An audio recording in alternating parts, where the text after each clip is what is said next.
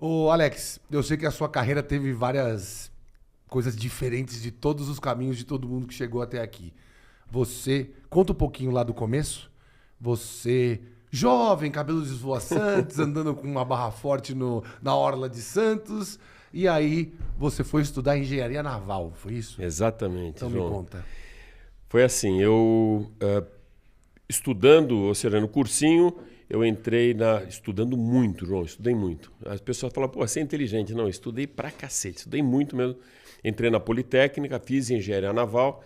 Quando eu estava no 5º ano, a naval são 5 anos na Poli, eu fui para Alemanha para fazer um estágio num estaleiro. Para Alemanha e para Portugal. Tranquilo. E tive que aplicar um golpe para conseguir entrar naquele navio. Eu consegui uma viagem no Lloyd brasileiro, que era o Lloyd Tupiara, esse era o nome do navio, um navio de 14 mil toneladas de deslocamento. Pra vocês terem uma ideia, em Santos, na Barra de Santos, ali que passa perto do forte, na ponta da praia, os navios têm até 30 mil, 25 mil toneladas, esse era bem pequeno, 14 mil. Aqueles de São Sebastião, que já tem petróleo e tal, 80 mil. E o maior do mundo, 300 mil toneladas de deslocamento, que é o Batiluz. Mas, enfim, fiz engenharia naval, não tinha dinheiro para fazer um estágio fora ou para trabalhar fora, e para pagar passagem, e nem tinha o estágio confirmado. O que eu fiz? Mandei carta para os estaleiros da Alemanha e de Portugal, avisando que eu já tinha a passagem de navio, que eu ia no navio, ia trabalhando até lá e precisava de um lugar para trabalhar quando chegasse. E na companhia de navegação eu falei que eu já tinha o estágio e que precisava ir trabalhando no navio, ou seja, eu não tinha nenhum nem outro. Aquela entrei de gaiato no navio, entrei foi de gaiato total. Em você não, né? Aquela história que você pede para a mãe falando que o pai já deixou e pede para o pai falando que a mãe já deixou. Sim. Você vê, eu estou me entendendo, mesmo sendo daltônico, eu estou entendendo que aqui é vermelha e aquela é verde. Exatamente. Olha, sensacional. Porque aqui, como somos todos lusos, a vermelha é que está no ar, a vermelha e a está verde no ar, ali e a que está verde fora está do ar. fora. Mas para daltônico, eu sei que aquela cor é que está no ar, então não precisa ser vermelha para mim. É isso aí. Ela basta.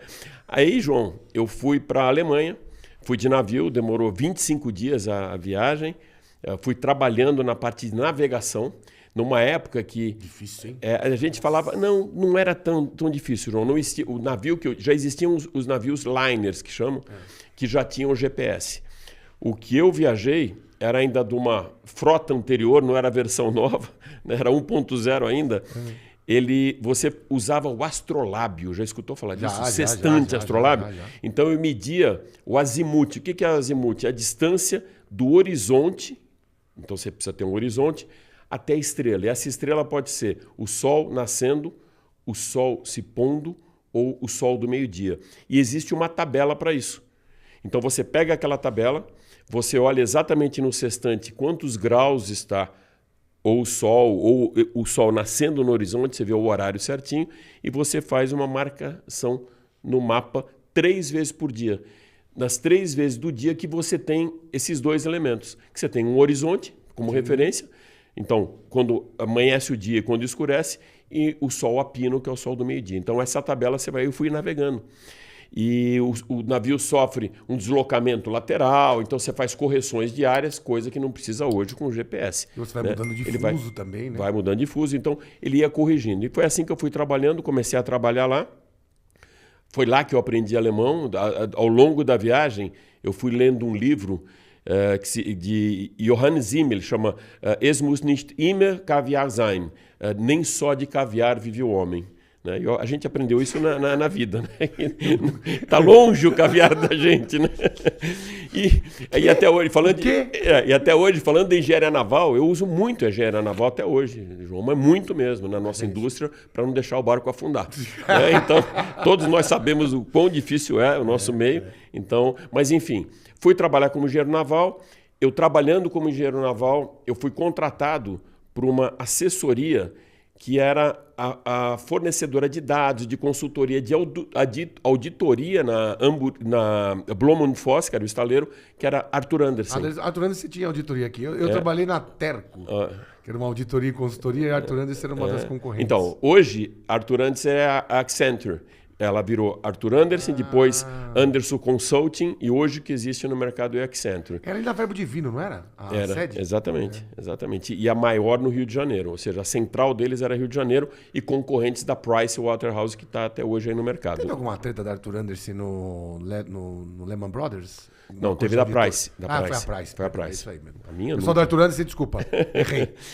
Aí, João, eu por conta de... Aí mudei para os Estados Unidos, comecei a morar em Chicago por conta da Arthur Andersen, que a sede era lá.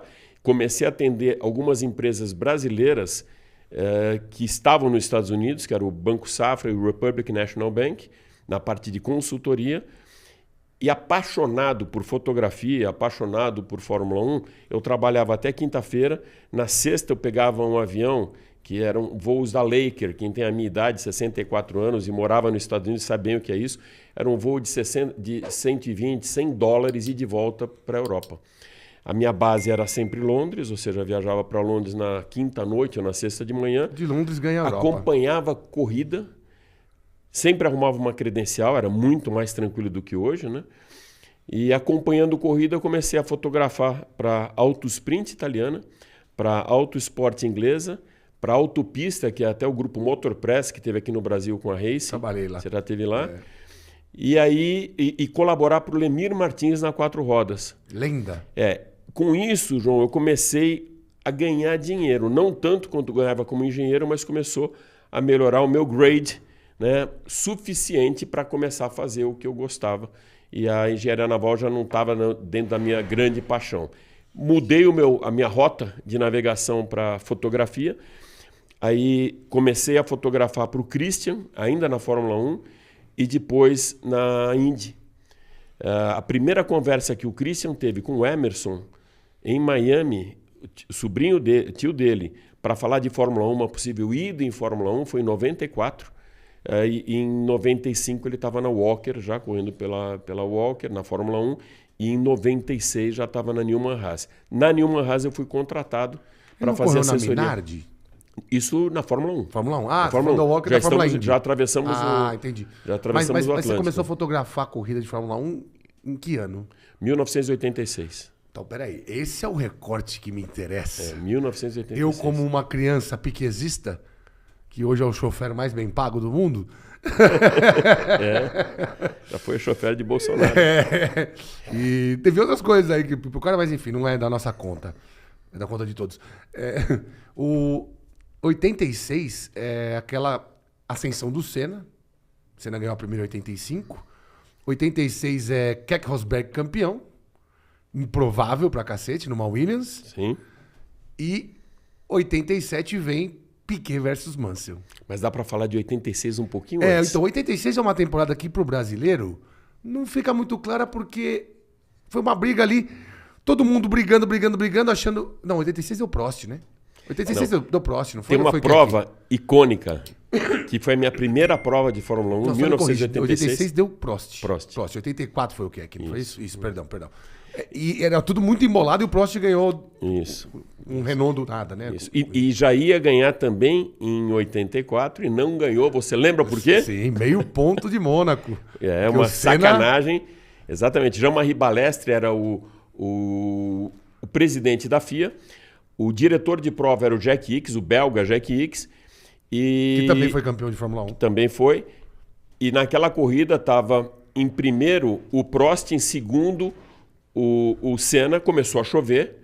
O Senna ultrapassou muita gente, chegou em segundo, embutiu no Prost na hora de ultrapassar. Ele ultrapassou e aí o Balestre pediu que o Jack Ickx interrompesse a corrida por segurança, papo furado. O Prost parou o carro na linha de chegada pedindo papo furado, que era só pro Prost ganhar a corrida, mesmo com metade da pontuação, para que ganhasse um francês a corrida de Mônaco. E a pontuação com isso, até 9. A briga, exatamente, a briga era entre Niki Lauda e Alain Prost.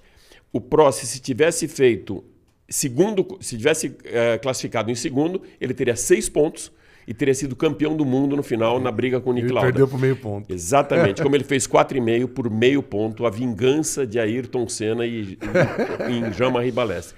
Mas enfim. Não, eu vou fazer um recorte histórico aqui. Eu errei, que Rosberg é 82.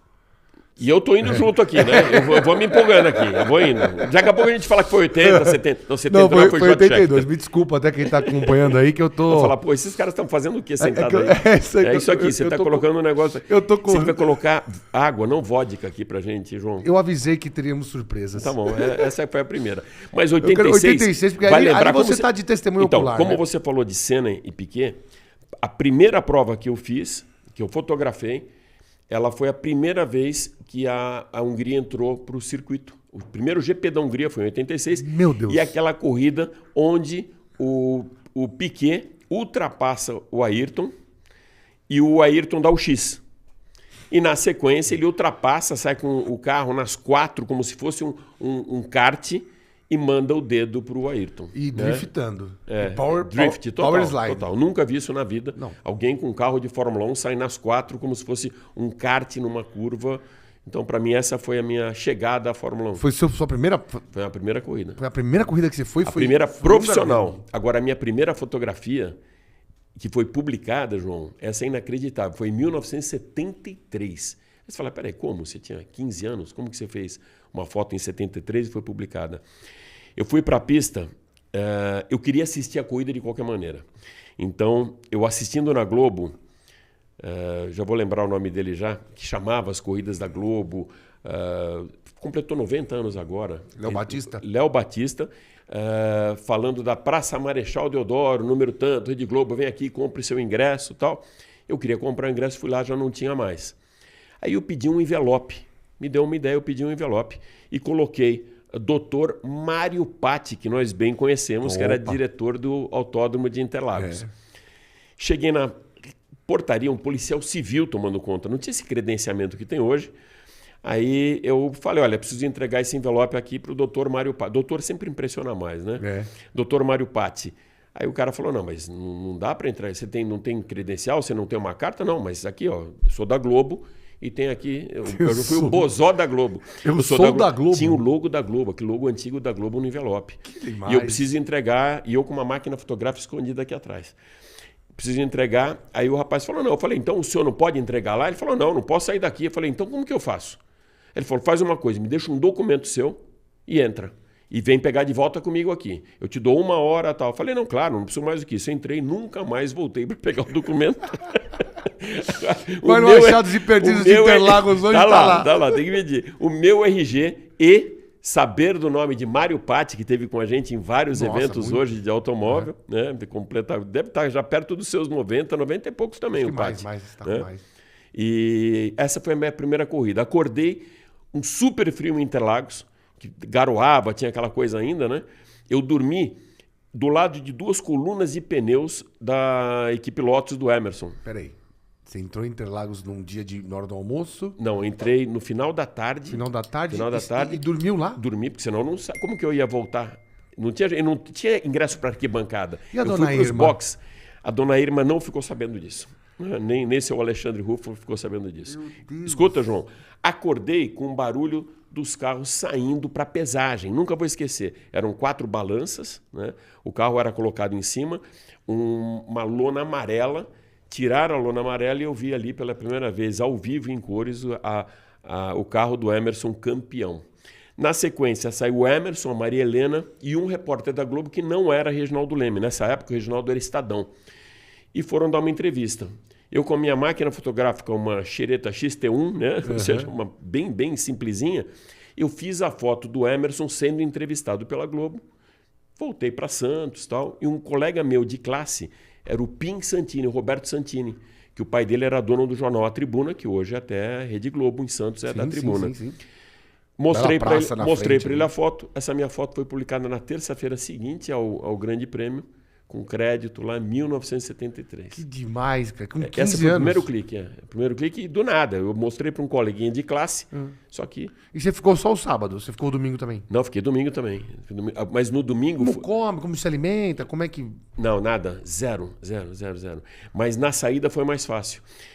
Tinha um pessoal de assessoria de imprensa, da equipe do Emerson mesmo, da John Player Special. E estavam dando umas latinhas. Você já viu uma latinha redonda que vinha com 50 cigarros dentro? Era a coisa mais espetacular do mundo. Nunca vi. É. A menina estava carregando uma caixa, eu saí ajudando ela carregando a caixa e avisei, olha, eu volto depois, mas se precisar de mim, não. Então faz assim, para você precisar, pega uma credencial de serviço e ajuda a gente que estão precisando. Aí eu voltei carregando maços, pacotes de cigarro para dentro do Grande Prêmio, mas aí já tinha uma credencial de serviço para o domingo. Nossa, aí já perdemos um documento, já tivemos exploração de trabalho infantil, grandes anos 70. E com cigarro, hein? E com cigarro, imagina. e com cigarro. Pô. E levou algum pra casa? Ganhei uma caixinha, que eu não tenho mais. A gente nunca guarda essas coisas, né, João? Muito bom, pô, mas que início, Bom, cara, aí, maravilhoso. Teve essa. Então, voltando agora. Christian Fittipaldi na Newman Haas, eu fui contratado pelo Fernando Paiva. O Fernando Paiva era sócio do Otávio Guazelli. Os dois juntos formaram a primeira dupla de telemetria que teve na Fórmula 1. Eles faziam a telemetria da Minardi. Daí a grande amizade que o Guazelli e o Paiva sempre tiveram com o Christian. E eu comecei a trabalhar para a equipe mesmo, para o Christian, para a turma toda, fazendo foto. E o Fernando fazendo o texto e a gente mandando, ou seja, a fotografia. Consegui não um emprego, mas um job na Agência Estado e comecei a transmitir fotos. Foi a primeira, já existia Agência Estado, mas não existia transmissão de foto. O que eles faziam? Compravam foto da AP, da Reuters ou da France Press. E eu passei a transmitir. Eu comprei um equipamento que hoje seria coisa de $15 mil, Nossa. mas com o compromisso da Agência Estado de usar as minhas fotos e me pagando. Ou seja, em um ano eu paguei o equipamento e ainda usei durante 5 anos. Certo. Porque não tinha máquina digital, né, João? Tinha que Sim. revelar foto no escuro, No vinagre. Não era no vinagre, mas você esquentava a água na sala de imprensa com uma bobina e revelava a foto. Você não sabia o que tinha ali, aí você passava num scanner, do scanner você colocava no modem, aquele que fazia... Já usou isso alguma vez? Linha de escada. Demorava 1h30 para transmitir a foto para a Agência Estado, e se tivesse um jogo mais importante do que aquela corrida da Fórmula Indy, caía a matéria da Indy e entrava o futebol. Nossa Senhora. Então foi assim que eu comecei. Mas você trabalhava paralelamente ainda com a questão de trabalhar na Arthur Anderson? Não. Quando pintou o contrato da Agência Estado, Sim, aí eu abandonei total e comecei a só me dedicar à fotografia e à Fórmula 1 e Fórmula Indy.